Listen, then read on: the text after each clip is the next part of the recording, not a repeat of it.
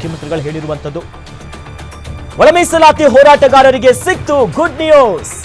ಒಳ ಮೀಸಲಾತಿ ಹೋರಾಟಗಾರರ ಕೇಸ್ ವಾಪಸ್. ಹೋರಾಟ ಮಾಡಿದ್ರು. ಒಳ ಮೀಸಲಾತಿ ಜಾರಿಗಾಗಿ ಹೋರಾಡಿದ್ದಂತಹ ಹೋರಾಟಗಾರರು ಪ್ರತಿಭಟನೆ ಮಾಡಿದ್ರು. ವಿಧಾನಸಭೆಯಲ್ಲಿ ಸಿಎಂ ಸಿದ್ದರಾಮಯ್ಯ ವಿಚಾರವನ್ನ ಘೋಷಣೆ ಮಾಡಿದ್ದಾರೆ. ಆ ನಿಟ್ಟಿನಲ್ಲಿ ಒಳ ಮೀಸಲಾತಿಗಾಗಿ ಯಾರ್ಯಾರು ಹೋರಾಟ ಮಾಡಿದ್ರು, ಯಾರ್ಯಾರ ಮೇಲೆ ಪ್ರಕರಣಗಳ ದಾಖಲಾಗಿತ್ತು ಹೋರಾಟಗಾರರು, ಅವರೆಲ್ಲರ ಕೇಸನ್ನ ವಾಪಸ್ ಪಡೆಯುವುದಾಗಿ ಮಾನ್ಯ ಮುಖ್ಯಮಂತ್ರಿಗಳು ಈ ಬಗ್ಗೆಯೂ ಕೂಡ ಪ್ರಸ್ತಾಪ ಮಾಡಿದ್ದಾರೆ. ಆ ನಿಟ್ಟಿನಲ್ಲಿ ಮೀಸಲಾತಿ ಬೇಕು, ಒಳ ಮೀಸಲಾತಿಗಾಗಿ ಹೋರಾಟ ಮಾಡಿದಂತಹ ಹೋರಾಟಗಾರರಿಗೆ ಶುಭ ಸುದ್ದಿ ಸಿಕ್ಕಿದೆ. ಯಾಕಂದ್ರೆ ಅವ್ರ ಮೇಲೆ ಯಾವ್ಯಾವ ಕೇಸ್ಗಳಾಗಿತ್ತಲ್ಲ ಅವೆಲ್ಲವನ್ನ ವಾಪಸ್ ತೆಗೆದುಕೊಳ್ಳುವಂತ ನಿರ್ಧಾರವನ್ನ ಮಾಡಿದ್ದಾರೆ.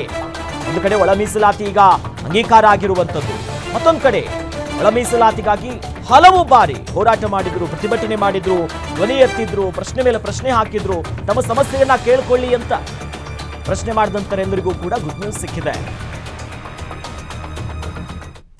To employ a range of means to secure substantive equality. This would include sub-classification within the scheduled castes ಎಂದು ತೀರ್ಪು ನೀಡಿದೆ. ಅಂದರೆ ಪರಿಶಿಷ್ಟ ಜಾತಿಗಳ ಉಪವರ್ಗೀಕರಣ ಮಾಡುವ ಅಧಿಕಾರ ರಾಜ್ಯ ಸರ್ಕಾರಗಳಿಗೆ ಸಂವಿಧಾನಿಕವಾಗಿ ದತ್ತವಾಗಿದೆ ಎಂದು ಸ್ಪಷ್ಟವಾಗಿ ಹೇಳಿದೆ. ಸಂವಿಧಾನದ ಅನುಚ್ಛೇದ 14, 15 ಮತ್ತು 16ರಲ್ಲಿ ತಿಳಿಯಪಡಿಸಿರುವ ಸಮಾನತೆಯ ತತ್ವಕ್ಕೆ ಯಾವುದೇ ಚ್ಯುತಿ ಬಾರದಂತೆ ಅದರ ಮೂಲ ಆಶಯವನ್ನು ಸದೃಢಗೊಳಿಸುವ ದೃಷ್ಟಿಯಿಂದ ಒಳ ಮೀಸಲಾತಿ ವ್ಯವಸ್ಥೆ ಕಲ್ಪಿಸಬಹುದು ಎಂದು ಅಭಿಪ್ರಾಯಪಟ್ಟಿದೆ.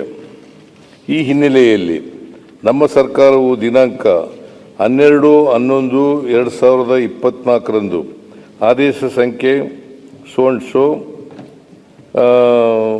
ಅದರ ಆದೇಶದ ಪ್ರಕಾರ ಗೌರವಾನ್ವಿತ ನ್ಯಾಯಮೂರ್ತಿ HN ನಾಗಮೋಹನ್ ದಾಸ್ ಅವರ ಏಕಸದಸ್ಯ ಆಯೋಗವನ್ನು ರಚಿಸಲಾಯಿತು.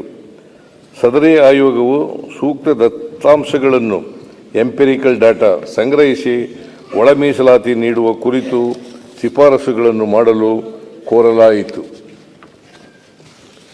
ಜಸ್ಟಿಸ್ HN ನಾಗಮೋಹನ್ ದಾಸ್ ಅವರ ಆಯೋಗವು ರಾಜ್ಯದ 101 ಪರಿಶಿಷ್ಟ ಜಾತಿಗಳನ್ನು ಸಮಗ್ರವಾಗಿ ಅಧ್ಯಯನ ಮಾಡಿ ದಿನಾಂಕ 1/8/2025ರಂದು ವರದಿಯನ್ನು ಸಲ್ಲಿಸಿತು. ಆಯೋಗವು ಪರಿಶಿಷ್ಟ ಜಾತಿಗಳಿಗೆ ಸೇರಿದ 1,05,09,871 ಜನರ ದತ್ತಾಂಶಗಳನ್ನು ಸಂಗ್ರಹಿಸಿದೆ. To employ a range of means to secure substantive equality. This would include sub-classification within the scheduled castes ಎಂದು ತೀರ್ಪು ನೀಡಿದೆ. ಅಂದರೆ ಪರಿಶಿಷ್ಟ ಜಾತಿಗಳ ಉಪವರ್ಗೀಕರಣ ಮಾಡುವ ಅಧಿಕಾರ ರಾಜ್ಯ ಸರ್ಕಾರಗಳಿಗೆ ಸಂವಿಧಾನಿಕವಾಗಿ ದತ್ತವಾಗಿದೆ ಎಂದು ಸ್ಪಷ್ಟವಾಗಿ ಹೇಳಿದೆ.